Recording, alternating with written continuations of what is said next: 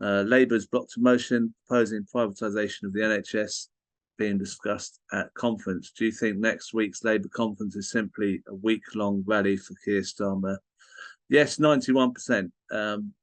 Pretty conclusive that it's going to be painful to watch for anyone who wants a discussion about what's happening. Another area of the conference that I'd like to address is something that's happened with Disability Labour. Disability Labour put out a statement on proposed Labour Party rule changes. We are shocked and appalled by the changes to the Labour Party rule book going to conference in Liverpool. The small gains made for disabled members over the last few years have all been lost. All but lost. We are returning to even deeper marginalisation, the small places where disabled people could use their voices and lived experience to improve the hostile world we lived in are being relegated to simply functional. This is the very essence of ableism.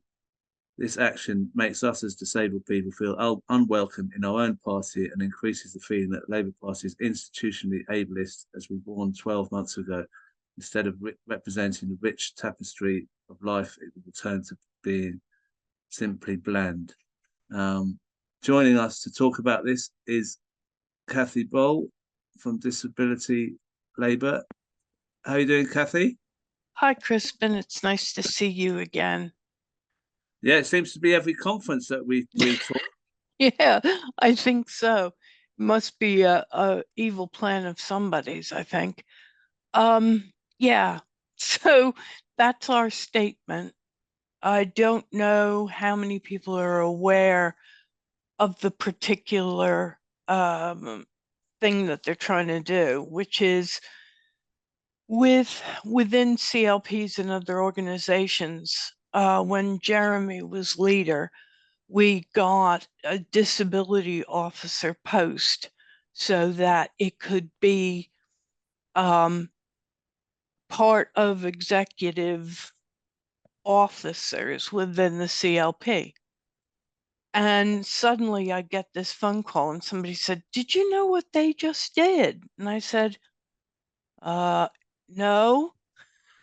And they said, well, the NEC has passed a thing that says that the disability officer, and I think the other equality strands are affected as well, are only going to be functional. They're not going to be voting members of the executive committee because the executive committee is too large. And I've subsequently heard people saying, well, it was justified because there weren't sometimes in a small CLP or branch, there wouldn't have been enough people to fill the posts, which is ridiculous. And immediately when I heard that, anybody who knows me knows that my anger level went sky high, non-linear. I just couldn't speak for a couple minutes, which is odd for me. But I felt as though I was told as a disabled person to go sit in the corner and play with my toys, that the adults will take care of all of the important stuff, and that we should just sit and be quiet and do disability things, whatever that is supposed to mean. And I think the biggest reason that we put out the statement is, unlike with other protected characteristics, such as BAME labor and the women's group, they have Joe Cox, they have Bernie Grant.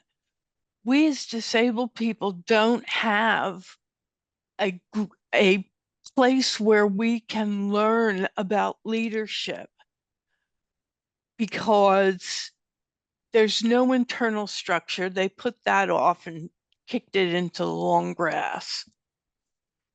So and they're hemming and hawing about hybrid meetings and all of that kind of stuff. So we've returned to pre-pandemic situations, but disabled people are worried about the reoccurrence of COVID. So we're not allowed to have hybrid meetings, and we're not allowed to be with the adults making decisions on campaigns and things like that. We were discounted anyway. I don't know why people think that disabled people can't run things themselves. You know, why we can't be very constructive and learn the ropes of how to be in leadership. If you're in a trade union, you will get some of this by being a shop steward or whatever.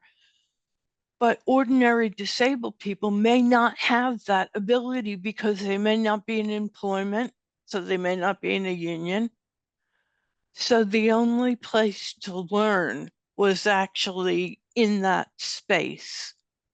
And now they want to take it away from us. Yeah. It's appalling. It really is. And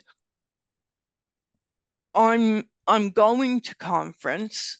We will have a stand-up conference because we're going to be there to support our disabled members on the ground. And we had nothing in years past. We had a lot to do with organizing, doing access audits and things like that. Hang on a second. Doing access audits for free for them, helping down in Brighton, trying to make it better for disabled people. And by extension, we also help anybody who is disabled by age-related stuff.